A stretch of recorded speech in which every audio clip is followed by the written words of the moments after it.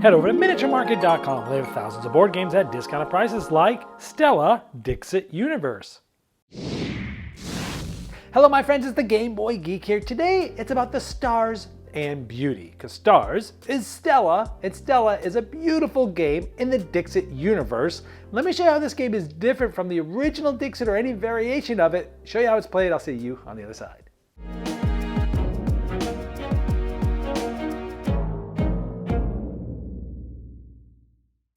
In Stella Dixit Universe, you're going to be matching up beautiful Dixit-like cards with words, because you're going to be linking these cards to specific words throughout the game. Let's show you how it works. The game is 4 rounds long, and each round you can be looking at these beautiful cards and trying to link them to one of the words. Each round a card will come up. There's actually 96 cards, and each of them have 2 words. And each round you're using one of these words, like in this case, let's say we're using paradise.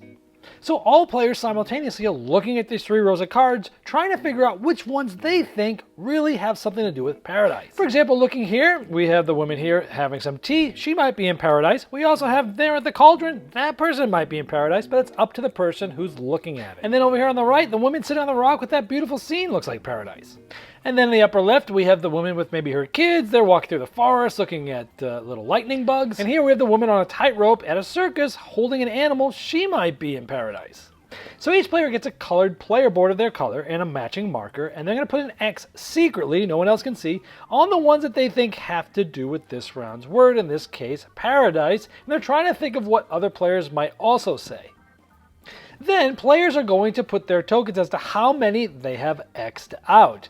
Now, you're trying not to necessarily be the one that's way up at the top, because if you're the only one up there, it's going to be a little harder to score well because you have more chances to match with other players. We'll talk more about this later. Then starting with the player with this token and going clockwise, each player is going to select one of the X's. They're thinking about the one that is most likely other players going to have at least one player have that on theirs to match to get points.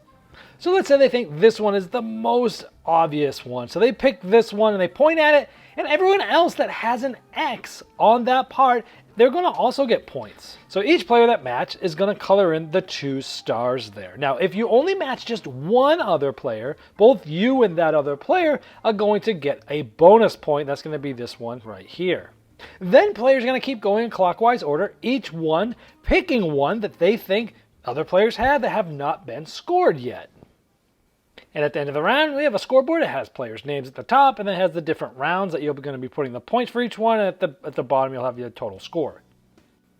Now about the top, if there's more than one token there, it doesn't matter, it's scored as normal. But if there's only one player that's there by themselves, when they go through their guesses, if they get even just one wrong, then they'll get one less star for everything that they would have scored. It sort of balances things out to make sure that people don't just say as many as the whole board can take, and it's a little risky.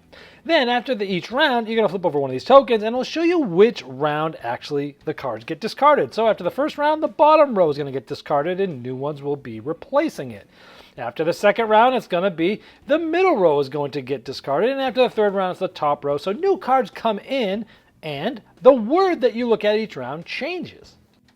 And since these are Dixit cards, there's 84 of them here, and if you have other ones from other games that are in the Dixit universe, you can mix and match them here as well.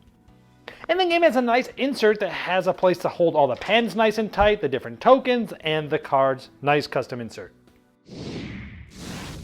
Yeah, I'm always a big fan of Dixit style games. I love the sort of creative, beautiful cards and the artwork and how it's easy to play, but it's not it's engaging and it brings groups together. So I've liked Dixit in the past, and this is the first time that they've done something that's like super different. I think they had Dixit Jinx way back when, but that was kind of like a flop. It's good to see them try something again, and I really like this version.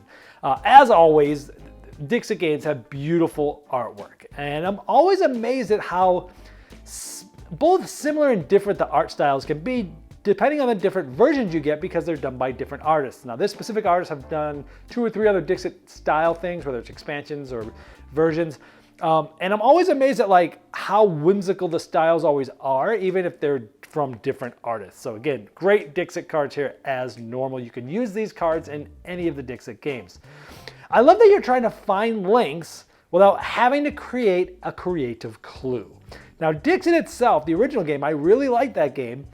But some people that don't want to be put on the spot don't like coming up with a creative clue. Sometimes they sit there for 5 minutes and they feel stupid, and it's not their fault because they just don't have the brain or the style of picking a creative clue. Some people just don't think in that way.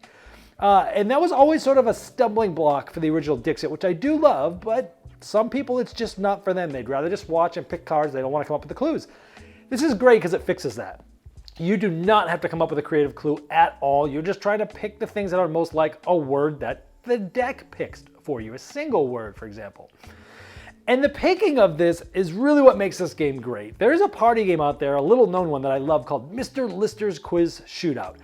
This uses that very mechanism where teams, in that case it's teams, here one player is coming up with ones that have to do with something, but then when it's your turn, you're deciding which one to go with. And you're trying to figure out, of the 4, 3, 5, 6, 7 of these that I picked, which one right now that I haven't scored for yet is the most likely, that I'm most sure about. And that's a fun thing because if you pick one and nobody else has it, you're out of the round. You're gonna score no more points after that. So you're trying to pick the ones you think are most obvious. It's a very simple mechanism, but it works so well. It worked great in Mr. Lister's Quiz Shootout. It works great here. The biggest twist to this Dixit is the way that works, and it works flawlessly. I like that you get most points if you're in sync with just one other player. That's sort of a thing that trips up players in the original Dixit, the way you score things. Here, I guess it could trip people up, but hey, if you match someone else, you get the 2 stars at the bottom. If you match just one other person, you also get the additional bonus star, both of you. And it is an interesting, when you find a connection to something that nobody else has, but you and one other person has, it's a cool feeling. It's like, oh, you got me, you got this. It's cool, I like that. And I like that one row of cards is refreshed each round, because even though the word that's coming out is changing each round, also a third of the cards are changed, which keeps things fresh throughout the entire game. I like that you can, again, mix these cards with any other Dixit style cards. If you're familiar with the Dixit Universe and you have a bunch of expansions, mix and match. It's great that you can just play with all these. And again, with this too, you can mix and match and have a game with ridiculous amount of replayability. Let's talk about the scoring of the player in the dark, the one that says the most. This is interesting because explaining this game is very easy, but explaining that part's a little convoluted. Typically, I'll just say something like, whoever, you don't want to be the one that says the most because it's likely that you're going to score less points than other players. They just want you to sort of wrangle you in, and then you can show them how it works later.